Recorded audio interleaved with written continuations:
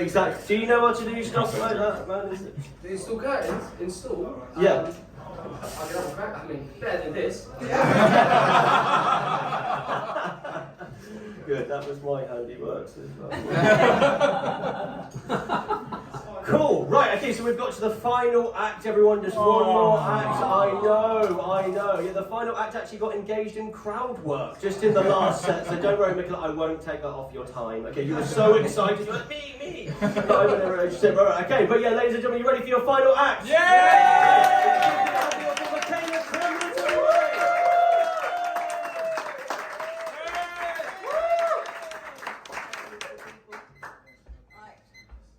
Ready? An interesting one today. I'm about to bring the tone down in this place, unfortunately. Or fortunately, depending how you see it. So, hello beautiful people. Hello. All of you. Some of you more beautiful than others. Or me. Good number. I'm afraid I wasn't as prepared as I could be because I actually have a real job. So, I have to so a little bit about myself. I'm Michaela. I'm in my 40s, menopausal. I crochet with cat hair. My hobbies are cross stitching and pegging. I'm really loving. I am really loving the student-centered vibes in this place. You know, I love it. It makes me feel so much better about my house. It does make it nice and cozy, which I appreciate it. You know, but any closer, you're going to introduce me to your parents, and I'm not sure you're going to do that because they're already disappointed enough in you. So, anyway, a few familiar faces here tonight. I appreciate that. You know, thank you all for coming out. You know, nothing like a free gig. Hey. Yeah, but it's nice to have you come out and fulfill this middle-aged woman's dream of talking to a captive audience about her sex life and sex life in general. You know, a willing captive audience, not just the one in my basement. So it does actually help. You know, I guess it being a free gig, it's okay because get a few people here on dates. Anyone here on a date? No. Seriously, you're not on a date? Such a shame. I like dates. You know, I go on a lot of dates. You know, sometimes with my boyfriend.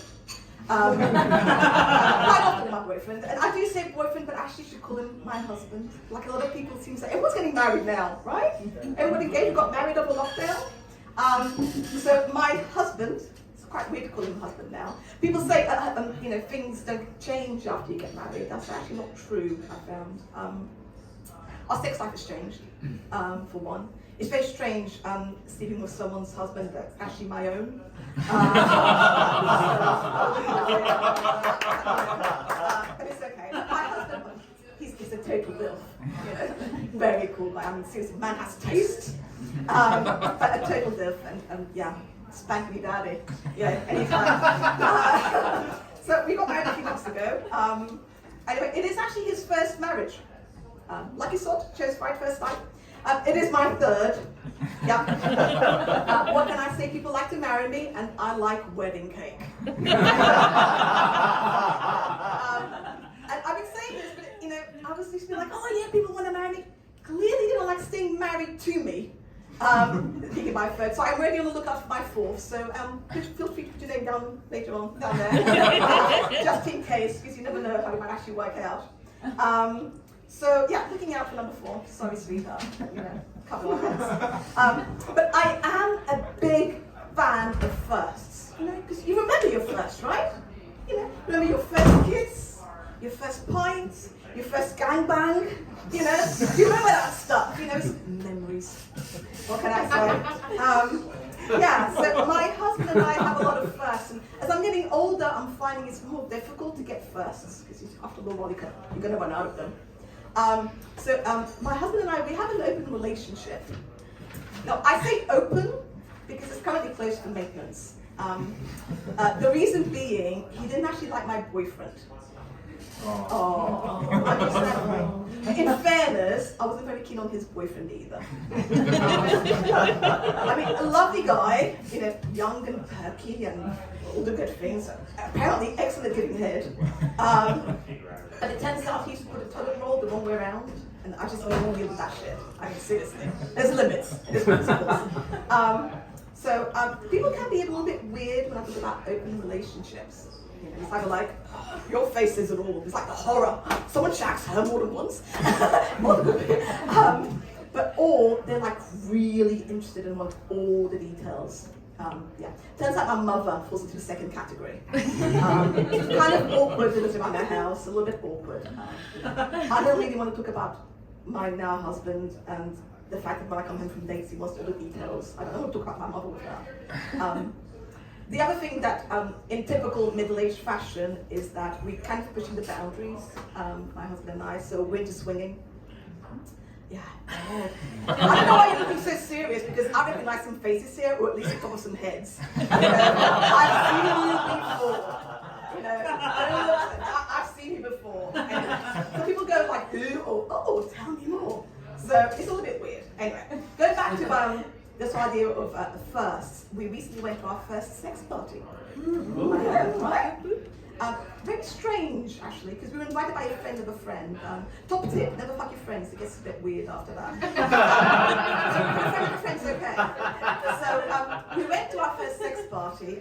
Turns out Reading is actually a hotbed of loose morals and sordid sex behavior anyway. Bit of fun kit.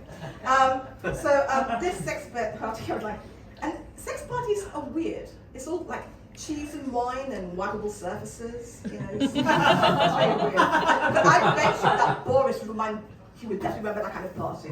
You know? Bye, Boris. Anyway, yeah. So we went to our first sex party a while back, and a lovely house in Sonning. I mean, seriously, you guys would love it, especially you and Corey, you know. Lovely place. Beautiful gardens, no pampas grass. I know there's a whole myth about people having pampas grass in the front. Not true. Not true at all. Turns out the way to spot a swinger's house these days is to have those little wicker hearts people have hanging on the windows. You ever seen those? With a little ribbon? Yeah, you know, your mom has one. Yeah. Tell her I said hi. That dirty bitch. Yeah, I've seen her around. That's fair enough. Anyway, so yeah, it is about wicker hearts and those live, love, love decals on kitchens. Swingers are such cliches. And it's weird. They call when you're in swinging lifestyle, because that's what they call it, the lifestyle. Sounds a bit like a cult, you know, like an MLM. There's pyramid schemes. The difference being, of course, that you don't get invited to a Tupperware party or a cheese and wine party. You get invited to a Bukkake party. So that's the main difference about being a swinger, really. So we went to this house in Sonning. Screwed out, just move it across. It just keeps falling, like first wedding night, really. Just yeah. So we went to this house in Sonning, and we walked in, and the host was actually very handsy. Normally not an issue for me, and not an issue, it turns out, to my husband. He had a Catholic upbringing, so he's very used to horny old men trying to break them all the time. So he's absolutely cool with that. Unfortunately, as we walked in, the crowd was a little bit unexpected. It was less Love Island, more Antiques Roadshow. Because it turns out we were actually invited to a geriatric sex party. Which is fine, because, you know, instead of having a sex swing, you have this hoists that take you in and out of the bath. And it was fine. And I have to say, I never felt younger. And there were Weber's Originals everywhere. It was amazing. Suck on that, love. Yeah, it was a little bit strange walking in there and unexpected. But the whole thing was actually very civilized. You wouldn't think it, you know, like sordid people having sex parties, geriatric sordid people. But it was like nibbles in the kitchen, downstairs for socializing, upstairs for socializing. We went there to actually yuck anyone's yum, because, you know, you shouldn't do that. You know, some person's absolutely amazing evening is someone else's not so good evening. But we were trying to make the best of it. So we mingled, you know, did a little bit of flirting, a little bit of eye fucking. You know, the whole eye fucking thing, don't you? I love a good eye fucking. Yeah, you felt the fanny flutters. I can see it from here. You felt it, yeah. So we did a little bit of that, and after a little while and a few drinks, a bit of Dutch courage, we went upstairs, and we're not savages, so we actually took our shoes off to go upstairs. We were very tempted to use the Stena stair lift on the way up, but we didn't want to break it. You know, I'm sure it's going to be used for some other purpose later on, so we didn't want to break it then. So we walk up the stairs, and the first room we come to is like this weird orgy going on, and it's like all these people, and you just think like, I'm sure I met him downstairs. He was that plumber we got the number of. Because, oh, that's the thing about sex parties, I have to say. You know, if you're looking for a plumber or a conveyancing solicitor, they're the place to go to. Because you call these face people and they never turn up, and bound to get someone there if it's at a sex party. They'll definitely call you back. So we went to this orgy room, as we called it. A lot of different positions and people being strange. And then we had, might be a new term for some of you, phantom wankers. And you know what a phantom wanker is? Yeah? Every day's a school day, right? A phantom wanker is a guy who's been invited to a party but has actually not been invited to join in. So he's literally going around the room taking himself in hand. One